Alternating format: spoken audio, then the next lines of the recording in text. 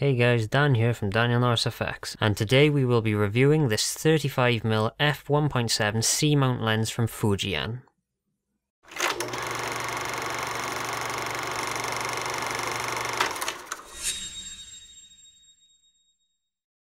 Much like the 25mm f1.4 C-mount lens I reviewed a while back, this lens is also of the cheap CCTV variety that has been common over the last 2 years or so.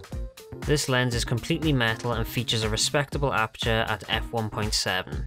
However, this lens did not come supplied with a micro four thirds adapter or a set of macro tubes.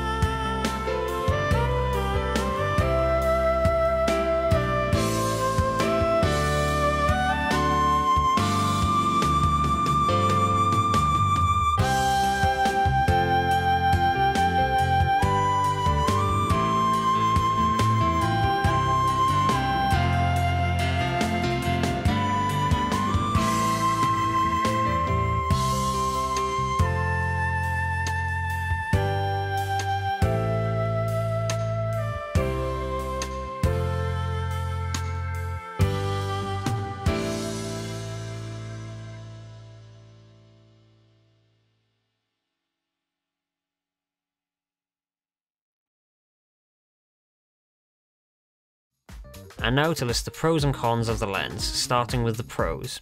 Pro number 1, clear optics with minimal distortion. Unlike the 25mm version, this lens appears to show much less circular distortion and a much clearer image when wide open. Pro number 2, the low cost.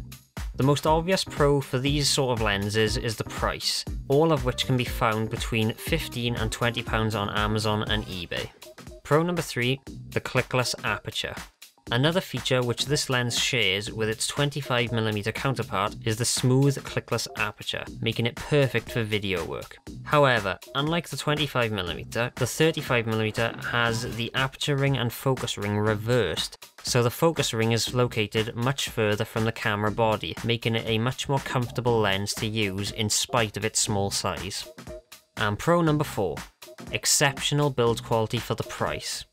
I would agree that this lens has exceptional build quality for the price, but I would argue that this lens has build quality that would rival lenses 10 times its price.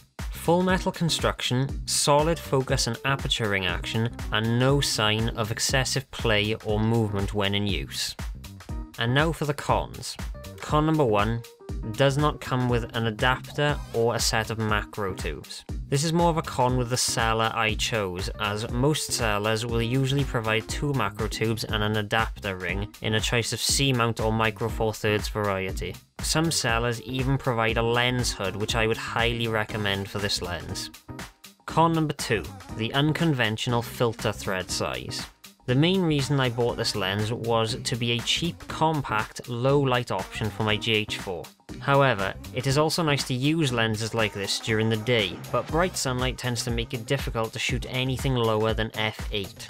The option to use an ND filter would greatly improve this lens. Unfortunately, none of my step-up ring adapters fit the thread size of the lens, which lies somewhere between 30mm and 37mm. Con number 3. The difficult to control flaring at almost all aperture values. The flaring this lens produces is very difficult to overlook, not necessarily ugly or unflattering, but it can be a bit intrusive to your scene. Normally I would class the flaring issue as a hit or miss feature, as it could be taken as a stylistic choice, but I chose to place it in the list of cons as I found it very difficult to control the flare even with a very narrow DIY lens hood.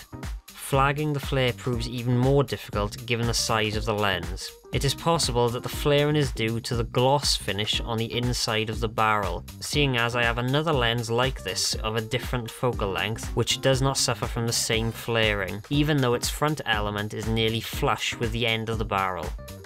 All in all, this lens has a lot to offer anyone looking for a good fast low light lens. The optics rival that of lenses 10 times its price, and its small form factor make it a perfect addition to any Micro Four Thirds travel kit. I hope you enjoyed this review of the Fujian 35mm f1.7 C-mount lens, and please like and subscribe for future videos like this one. I'm Dan from Daniel Norris Effects, and I will see you in the next video.